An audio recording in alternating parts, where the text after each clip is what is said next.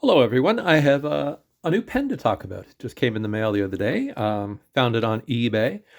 Um, and it's a pen I haven't actually seen very many examples of. And apparently, um, it's not necessarily that sought after by collectors. And there's a few reasons. But at the same time, it's a pen that I'm going to say is unique. Yeah, well, fairly unique. No, it's not fairly unique, but it's an interesting pen. And it's a, as you can tell by the arrow clip, it's a Parker, and Parker's a great American, one of the great American pen manufacturers of the early 1900s, mid 1900s, up until probably oh gosh, the 70s maybe, and that but they're still made, but now it's a French company. And the example I have here is a Parker made in France, and I'm going to say it was probably made in France in the 1980s, mid 80s. There's a few reasons I'm going to say that, but and the pen in question is a Parker 180. And as I said, I look on eBay a lot, and I find some nice things every now and then on eBay. And this pen, even though I knew about it vaguely, just from reading, you know, the history of Parker and going through their uh, catalog and looking at things, I hadn't actually come across a model on eBay. And this is one of the first. This is the first one I ever saw. The seller had two. It was a French seller. One was the higher end gold nib version, which was a little out of my price range, but this one had the steel nib. And so what you get is an extremely slim pen. Kind of reminds me a bit of the Jotter, Parker Jotter. Might actually be a little slimmer. But the surprising thing about this pen is it's actually fairly heavy. So you have this rather nice burgundy color. This color was very popular actually in the 60s, 70s, and 80s. I'm going to call it Bordeaux. I have a Mont Blanc, same color, and I've seen it on other vintage pens. It just seems, and you do still see it around in some places. And so what you got is one of the variations of the Parker clip. Uh, an interesting little finial up here. Not much to it. There's a cap band here. It says Parker, made in France, and then a little barrel finial here. I haven't actually done a lot of work on the pen. I might do a little polishing on the body after a while. Um, not too. Might I don't know if I'll polish it. I'll probably wash it, um, but I'm not going to do too much work on it. It's fairly good shape. It's from 1980s. It's got a few little nicks here and there, but otherwise it's perfectly fine. It is a pull cap, and it has a nice snap to it. And when you pull it off the cap, you're going to see something quite unusual. And what it is the 180 nib. Now, what is the 180 nib? Parker had noticed that people who were used to using ballpoints and ballpoint pens were putting a lot of pressure on their fountain pen nibs and bending them. So they decided to come up with a very strong nib. When you look at this nib, it looks almost like the blade of an X-Acto knife. That same shape. It has a metal. This is a metal support piece on the top, and below it you have the feed, which runs fairly far down the pen. This here is a fine nib, which tells me that it came probably from the 1980s in some period.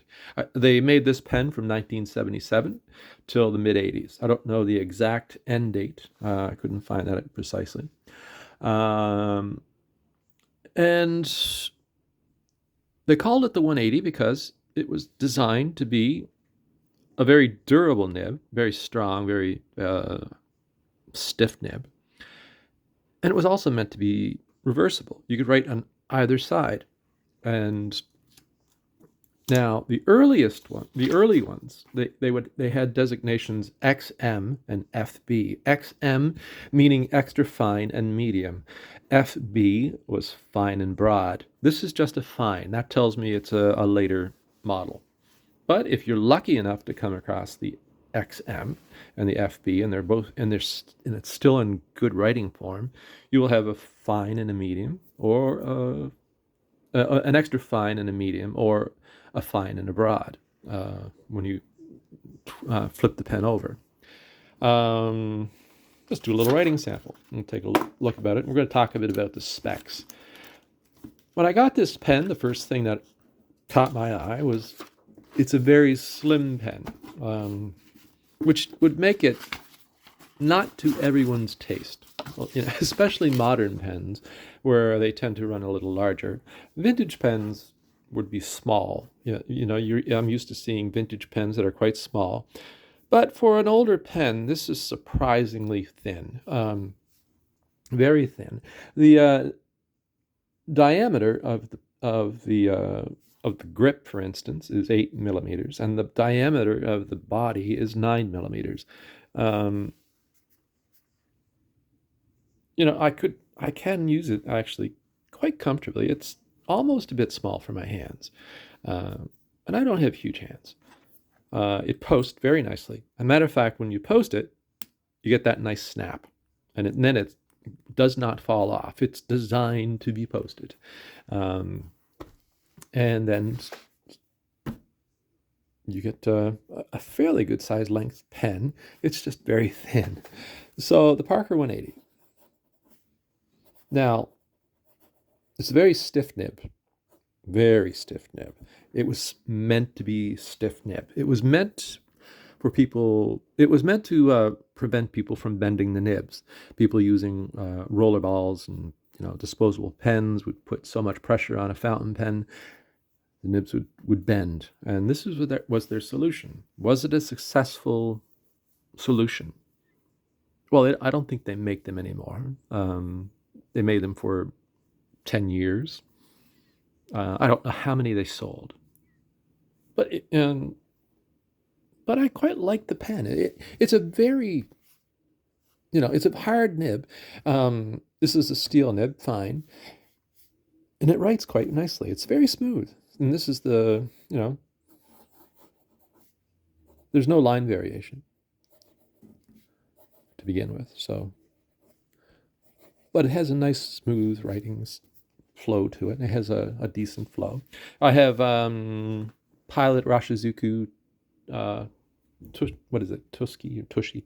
I have a Pilot in it, ink in it, a nice brown. It works quite nicely with this pen, and it has a nice flow to it.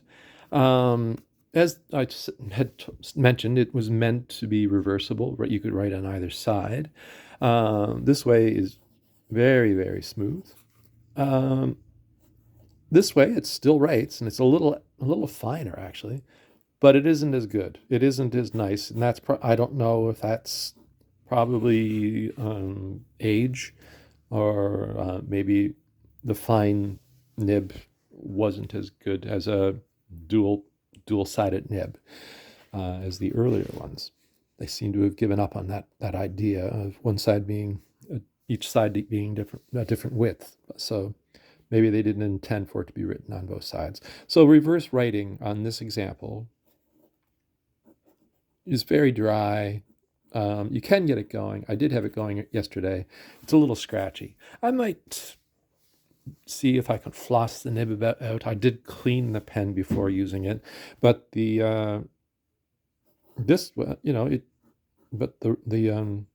but on the writing side, it's fairly good. It's very smooth. It has a fine line. It's just not reversible at the moment. So it's a pen from the 80s. It's seen some use. It's seen some wear, and I'm quite happy with it as it is. But I might, see if I can floss out that nib a bit and maybe get it writing better. So what else can I tell you about this pen? It has a steel nib. plastic feed on the bottom. There's a metal support beam, we'll call it, on the top. It's a plastic grip section. There's sort of a ribbing on it, and it's a very thin grip section, but because of the ribbing, it doesn't slip around or anything like that. The barrel is metal. I'm going to pull that off.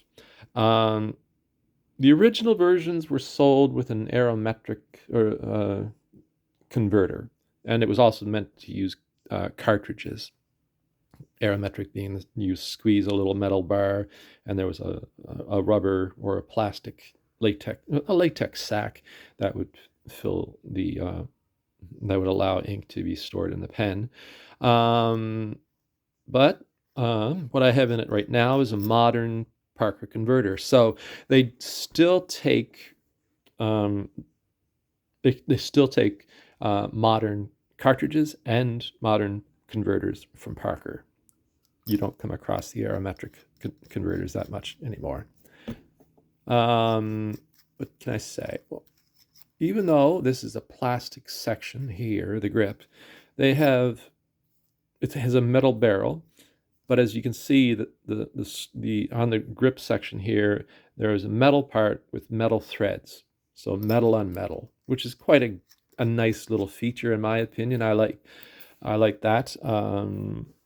I have a number of pens that have plastic on plastic, but and I should say plastic on metal. I often worry about that. I've not had a problem yet, but I sometimes worry that the metal will strip the plastic. But so it's nice to have that even though it has a plastic grip section, it has metal threads on metal threads. Yeah, so this has ink in it right at the moment, and it weighs, I did weigh it. I forgot to weigh it before I put ink in it. It weighs, what was it? 21 grams. Now, that TWSBI Echo, with a bit of ink in it, weighs 21 grams also at the moment. So that gives you an idea. Very different size. The TWSBI is a lot bigger.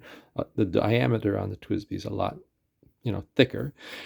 It's plastic body, of course. It holds a lot more ink. And this is 21 grams. And this is 21 grams. It was quite surprising, actually, when I picked it up. I was expecting it to be a very, very light little pen. But you really do notice the weight on this. It's probably because of the metal cap and wet metal barrel, of course. But I also think it has to do with the construction of the nib. There's a lot of metal in it, even though it's not a huge nib. It's a very solid, thick metal on the nib. That's one of the first things I noticed. And actually, it's a little longer. It's about the same length, actually, as the nib on the TWSBI. But it's a lot thicker because it was designed to be very sturdy and not bendable. I guess somebody could have bent it. What else can I tell you about this pen? So it was introduced in 1977. It had, I actually took notes this time. No. So most were sold with 14 karat gold nibs. As I said, the first ones came in XM and FB, and then in the 80s they started just selling them as fine and medium, and steel nibs in the 80s. Diameter was 9 millimeters on the barrel, 8 millimeters on the grip. The length is 132 millimeters, or 5.25 inches long. The barrel is metal. The cap is metal. What else can I tell you? It came in. So when it was first sold in 1977, there was what they called the Imperial model, which was 22 karat gold plated, and it sold for $40. And by the end of production, by 1983, the prices on the different variations of this pen had gone up to $75. So, $75 in 1983 was that was a lot of money, really, when I think back on it. They're not, I've read a few different little articles on the pen, and they're not really sought after as a collector's item at the moment. And I haven't really come across a lot of them.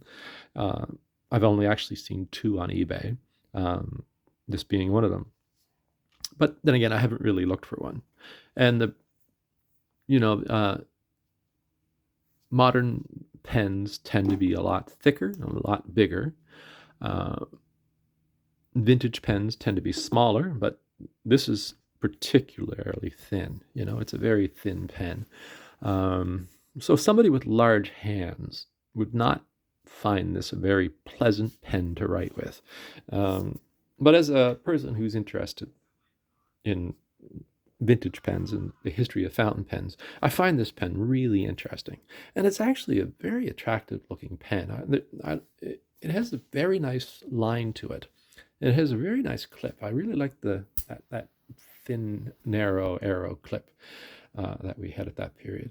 And the nib. The nib is just such an interesting idea for an interesting solution for a problem that was plaguing probably fountain pens of that period, where people, had stopped using fountain pens, and then when they got one, would wreck it because they were using, Bics and roller balls and ballpoints, and were putting so much pressure on the pen. And this was an attempt to maintain the fountain pen industry. And you got to admire that. Yeah, I like it. Any other information I had? Yeah, it takes a modern cartridge. It takes a modern converter. There was a model sold as the Imperial model. I think it was gold plated. It was also called the 1000 line. Oddly enough, there is a Chinese version of this pen, a modern version called the Hero 360, with a similar concept and nib. I haven't actually taken a look at it, but I was reading somewhere, and they said there was a modern one. That might be wrong. Let me know. Have you tried the Hero 360? Is it similar to this pen? If not, let me know in the comments. If so, let me know in the comments. I'd like to know more. I'm not really interested that much in Chinese pens, really, so I didn't really bother looking. I should have. Yeah, so there you have it. A very interesting little pen, and I'm very happy to have it in my collection. And it's actually a very nice writer. And even though I don't have particularly huge hands, it is a little small, but I'll keep using it. Anyway, I hope you're having a great day. If you liked the video, give it a thumbs up. If you have a Parker 180, let me know. How do you like it? Did you ever use one back in the 70s and the 80s? There's lots of people watching that comment on my channel who've used pens for many, many years, and they've probably come across this if they were using fountain pens back in the 1970s and 1980s. Let me know. Let me know your experience with the pen. Anyway, hope you have a great day. If you like the video, give it a thumbs up. I invite you to subscribe to the channel and hit that notification bell, and I'll talk to you soon. Thanks a lot. Bye-bye.